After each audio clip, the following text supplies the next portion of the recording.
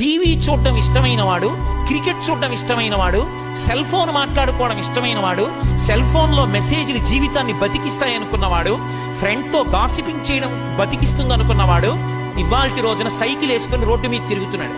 ఎక్కడో ఒక cheap engineering కాలేజీలో చదువుకుంటూ సమయాన్ని సద్వినియోగం చేసుకున్న పిల్లవాడు ఐఐటిలో చదువుకుని ఒక కంట్రీ మేనేజర్ కాబోతున్నాడు.